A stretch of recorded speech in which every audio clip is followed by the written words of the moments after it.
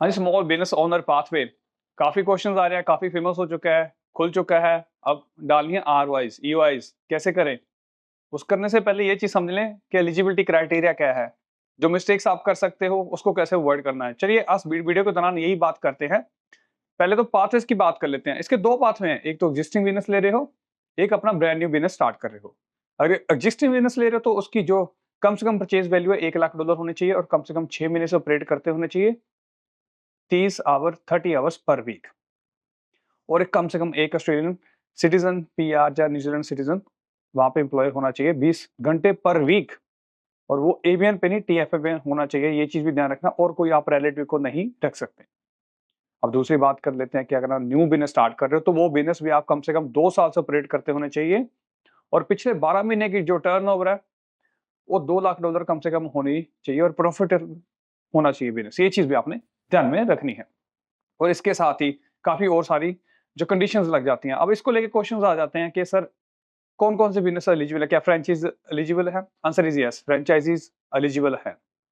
और कौन से बिज़नेस एलिजिबल नहीं है, एक बेसिक आइडिया देता हूँ, जो पहले इस चीज़ के लिए यूज़ हो चुके हैं, 188 वीज़ा के लिए यूज़ हो चुके हैं, या किसी और वीज़ाज़ के लिए यूज़ हो चुके हैं, जिसके बिहाफ़ पे पीआर ली थी, चाहे वो उसके बिहाफ़ पे पीआर का प्रोसेस चल रहा है। ये चीज़ भी ध्यान में रखना है। और एक चीज़ और ध्यान में रखें कि 1 सितंबर 2024 के बाद उन्होंने पोस्ट कोड चेंज करनी है बिज़नेस अगर परचेज़ कर रहे हो। मेक श्योर करें कि जहाँ पे अगर बिज़नेस 1 सितंबर के बाद परचेज़ कर रहे हो, तो उन्हीं पोस्ट कोड में आपने लेना है जो एलिजिबल है। ऐसा ना हो कि आप ऐसी जगह पे ले लो जो पहले थी, क्योंकि पहले वाली जगह अब चेंज हो चुकी है। और इसके साथ ही जो न्यू बिज़नेस स्टार्ट कर रहे हो, उसके पोस्ट कोड भी ध्यान में आपने रखने हैं।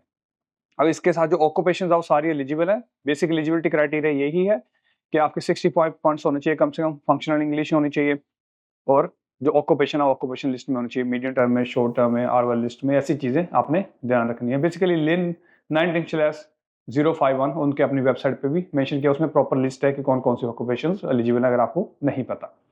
तो ऐसे काफ़ी सारे क्वेश्चंस आ जाते हैं। अब आ जाता है कि बिज़नेस मैं पार्टनरशिप में ले सकता हूँ? Answer is yes and no. Yes इसलिए अगर आप अपने वाइफ के साथ, अपने हस्बैंड के साथ या अपने पार्टनर के साथ ले रहे हो तो ओके। अगर आप किसी और के साथ ले रहे हो तो आंसर इज़ नो, आप नहीं ले सकते। 100 की 100% ओनरशिप आपकी होनी चाहिए। और एक क्वेश्चन ये आ जाता है कि सर मैं बिज़नेस रन कर रहा हूँ पर मेरी वाइफ पीआर डाल सकते हैं क्या उसके ब्याह पे? Answer is no. जिसके नाम पे बिज़नेस है, जो मेन एप्लीकेंट है, वही मेन एप्लीकेंट एसवीओ के लिए भी रहेगा। ये चीज़ें भी आपने ध्यान में रखनी है। ऐसे काफ़ी सारे क्वेश्चन आ जाते हैं। एक क्वेश्चन मेन हो जाता है कि आपने मान लो एक रेस्टोरेंट ले लिया, आपको लग रहा है वो चल नहीं रहा है, आप उसको चेंज करके कॉफ़ी शॉप में कन्वर्ट करना चाहते हो, तो वो भी एलिजिबल नहीं होगा। आइदर पाथवेज़ के लिए नहीं एलिजिबल होगा, ये ध्यान में रखें। और मान लो आपने एलिजिबल पोस्ट कोड में बिज़नेस तो ले लिया, पर रह दूसरे पोस्ट कोड में रहे हो, तो भी एलिजिबल नहीं होगे। काफ़ी चीज़ें आपने ध्यान में रखनी है। ये छोटी-छोटी चीज़ें हैं, पर मिस्टेक्स बहुत बड़ी कर देंगी, क्योंकि आपको ये ना हो कि 6 महीने बाद पता चले कि मैं तो एलिजिबल ही नहीं था। इसलिए ये चीज़ को बहुत ध्यान से चलें कि कहाँ-कहाँ पे डाल सकते हैं, क्या-क्या चीज़ें ध्यान में रखनी है, मैं एलिजिबल हूँ कि नहीं हूँ, और क्या-क्या कंडीशंस हैं। अगर फिर भी कोई अधिक जानकारी चाहिए तो आपको पता है, आप सक्सेस वीज़ा को कॉन्टैक्ट कर सकते हो और हमारी ब्रांच को विज़िट कर सकते हो, जहाँ ऑनलाइन अपॉइंटमेंट बुक कर सकते हो। Thank you.